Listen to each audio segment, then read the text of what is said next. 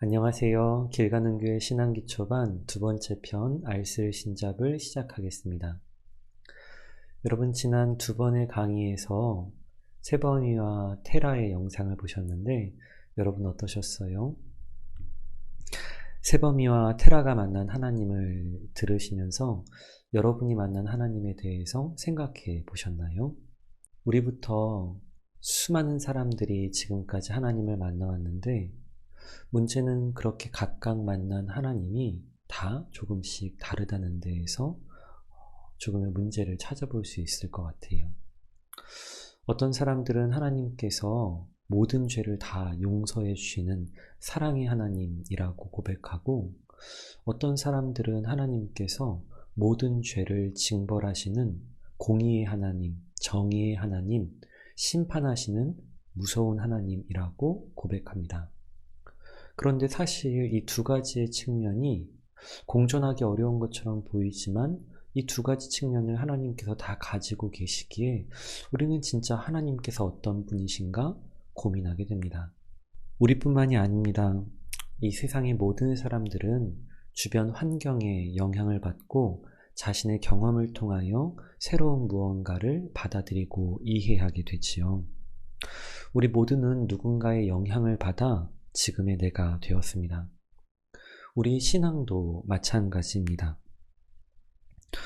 어떤 신학자들은 서구 문화권의 중심인 기독교가 한국에 들어오면서 불교와 무속신앙 그리고 유교의 영향을 받아 한국적 기독교로 변질되었다고 말하기도 합니다. 하지만 이스라엘에서 시작된 기독교가 유럽의 종교가 되어가는 과정에서 역시 비슷한 일들은 일어납니다. 내가 만난 하나님을 어떻게 상대방에게 잘 전달할 수 있을까?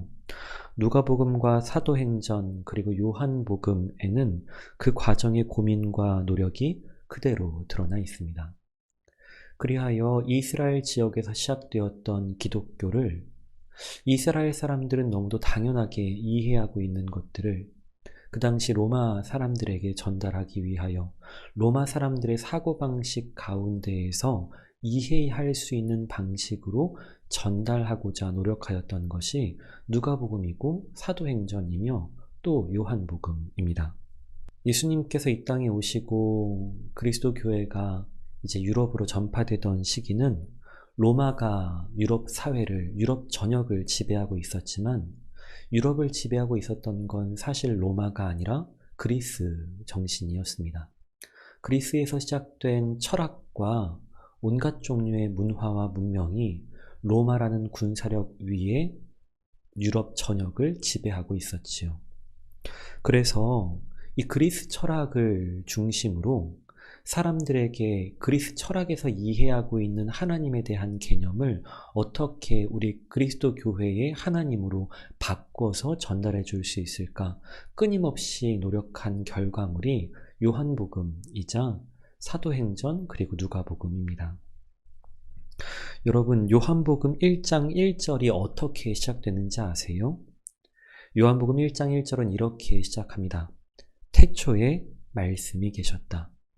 그리스 사람들은 하나님에 대해서 정의할 때 태초부터 존재하는 모든 만물의 근원이 곧 신이라고 생각했습니다. 태초에 다른 존재의 영향을 받지 않고 스스로 존재하는 것, 다른 것에 의존하지 않고 스스로 원동력이 되는 것, 그리하여 최초의 원인, 만물의 근원이 곧 신이라고 그리스 사람들은 생각했습니다. 그런 그리스 사람들에게, 이런 그리스 철학을 공유하고 있던 로마 사람들에게 요한복음은 이렇게 선언합니다. 태초에 말씀이 계셨다. 그리스 철학자들은 태초에 물이 있어서 그 물이 만물의 근원이라고 생각하고, 또 공기가, 불이, 또 이런 여러 가지 몇 가지의 원소들이 합쳐져서 세상을 만드는 근원이 되었다고 이야기하지만 요한복음은 태초에 말씀이 있었다고 선언하는 것입니다. 그리스도인들은 히브리 사람들은 이해하기 어려운 맥락이지만 그리스 철학을 가지고 있었던 로마 사람들을 이해시키기 위한 방법으로 태초에 말씀이 있었다라고 그리스 철학을 기반 삼아 살아가고 있었던 로마 사람들에게 그리스 철학적인 방식으로 하나님을 설명하고자 했던 거죠. 그래서 우리는 진정 하나님께서 어떤 분이신지 생각하고 고민할 때 그리스 철학적인 생각, 그리고 우리 한국적 상황에서 불교와 무속신앙, 유교의 영향을 받아 아주 많은 경우 다양한 하나님의 인식, 하나님의 이미지가 우리 가운데 섞여 있음을 알아야 합니다. 그래서 우리 가운데 혼재되어 있는 이 다양한 하나님 이미지를 걷어내고 진짜 하나님은 어떤 분이신지를 고민해 볼 필요가 있습니다. 우리가 가지고 있는 아주 많은 하나님 이미지는 사실 그리스 철학으로부터 온 것들입니다. 전지하신 분, 전능하신 분, 불변하신 분, 완전하신 분, 영원하신 분, 인간의 합리적 사고로 생각할 수 있는 가장 아름다운 것, 가장 선한 것, 가장 완전한 것을 생각하고자 하니 하나님께서는 모든 것을 다 아셔야 했고 모든 것을 다 하실 수 있으셔야 했고 하나님은 완전한 존재이셔야 하니 변화할 수 없는 존재라고 생각했습니다. 변화한다는 것은 완전한 부분에서 불완전하게 변화하거나 불완전한 부분에서 완전한 모습으로 변화해야 하니 무언가 변화가 있다는 것 자체가 그 존재는 이미 완전하지 않았다 라고 얘기하거나 아니면 앞으로 완전할 수 없다라는 걸 증명하는 이야기이기에 하나님은 변화할 수 없는 분이라고 그리스 철학은 생각했습니다. 하나님은 감정을 가질 수도 없고 자기의 선택을 후회하거나 되돌이키거나 무언가 실수할 수 없는 분이라고 생각했습니다. 그래서 때때로 성경 안에 나타나 있는 하나님께서 후회하시거나 기뻐하시거나 하나님께서 어떤 감정적인 표현을 하실 때에 그런 부분들에 대해서 이해할 수 없는 것처럼 다른 해석을 덧붙여야 하는 경우들이 종종 생겨난 거지요. 그렇다면 우리가 믿는 하나님은 정말 어떤 분이실까요? 성경 안에도 이 그리스 철학과 비슷한 그리스 철학을 뛰어넘는 하나님의 말씀, 하나님에 대한 이해가 등장합니다. 출애굽기 3장 14절에서는 그리스 철학부터 시작된 현대 철학에 이르기까지 신이라는 개념에 대해서 가장 중요한 개념인 자존, 다른 것에 의존하지 않는 스스로 있는 존재라는 개념이 가장 먼저 등장합니다. 출애굽기 3장 14절 개역 개정판은 이렇게 기록되어 있습니다.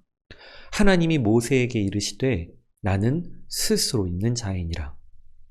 스스로 있는 자, 다른 어떤 것에도 의지하지 않고 다른 어떤 것으로부터 창조된 존재가 아니라 스스로 존재하고 다른 모든 것을 존재할 수 있도록 만드는 존재, 모든 것의 원인이자 모든 것의 근원이자 모든 것의 시작점인 존재, 이렇게 스스로 있는 자라고 고백하는 출애굽기 3장 14절의 말씀은 그리스 철학부터 현대 철학에 이르기까지 신 개념의 중심을 꿰뚫는 말씀이기도 합니다.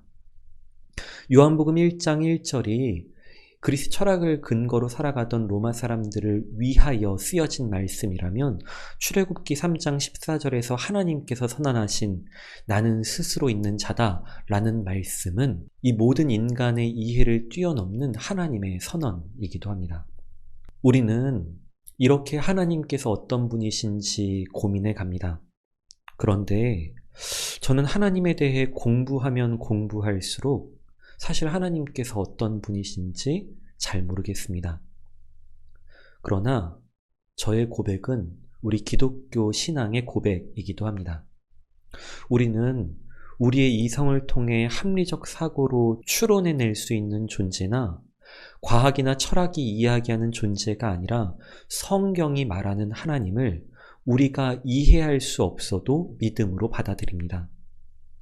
저는 하나님께서 어떤 분이신지 제 이성으로 파악하긴 어렵지만 하나님께서 어떤 분이시냐라고 묻는다면 우리의 이해와 상상 너머에 초월해 계신 분, 동시에 우리를 사랑하셔서 온 세상을 창조하시고 우리와 함께 계시는, 성경을 통해 예수님을 통해 자신을 우리에게 알려주시는 분이라고 믿습니다. 우리는 하나님께서 어떤 분이신지 우리의 능력으로 알 수 없습니다. 다만 하나님께서 우리에게 자기 자신을 보여주시고 알려주시는 것을 믿음으로 받아들일 뿐입니다.